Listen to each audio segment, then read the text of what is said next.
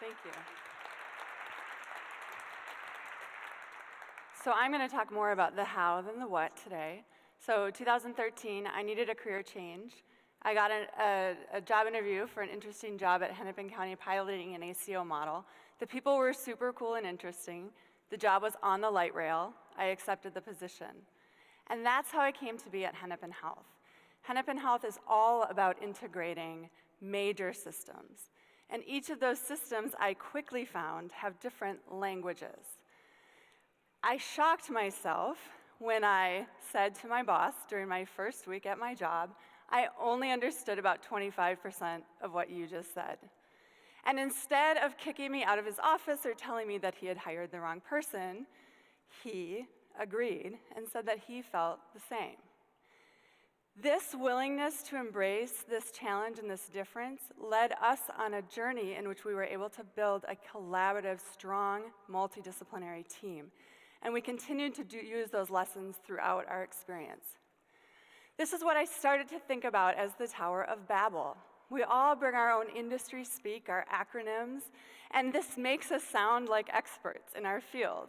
But it actually becomes Babel, and the bigger the experts, the bigger the Babel. A couple of years later, I found myself in a very prestigious and intimidating room in Washington, D.C., in which we had 8 hours to talk about how we're going to link Medicaid and housing. Commence the Babel.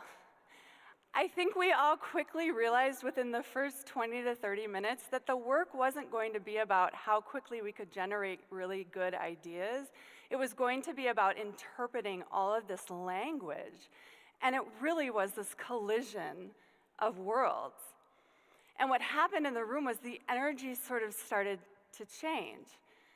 All of a sudden, you start to see people sort of looking around at each other and going, am I the only one?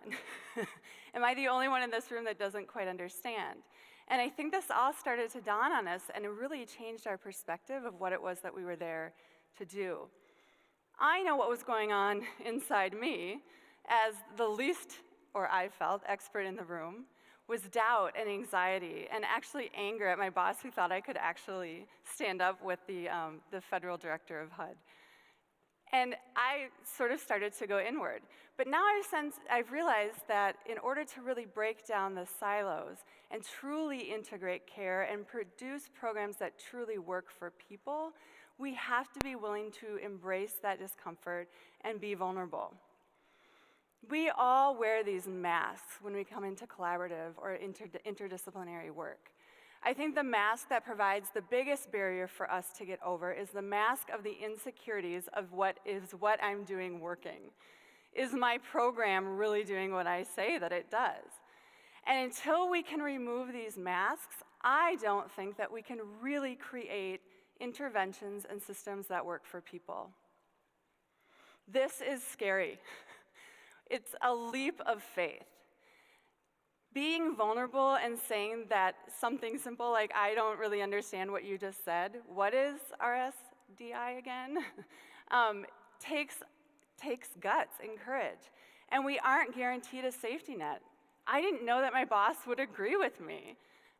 But I think it says a lot in that experience whether people in that collaborative are willing to jump in with you or not. It starts with asking a lot of questions. How many times have you been in a meeting where you realized at the end that you were talking about 4 or 5 different things and didn't even know it, and now it really was time wasted? I encourage everyone to ask those obvious questions, and that involves trusting yourself. You are an expert. You deserve to be at the table. You can ask questions that seem obvious, and others will join in.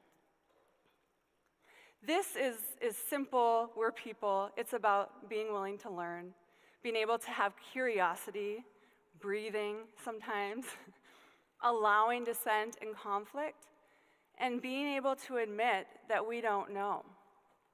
And I found that every room that I enter into new collaboratives, this keeps happening. And so it's not that you just have to do this once, but you have to be willing to do this over and over again. We are people. There are as many ways to do this work as there are people. I believe that we have to understand and admit that we are also people.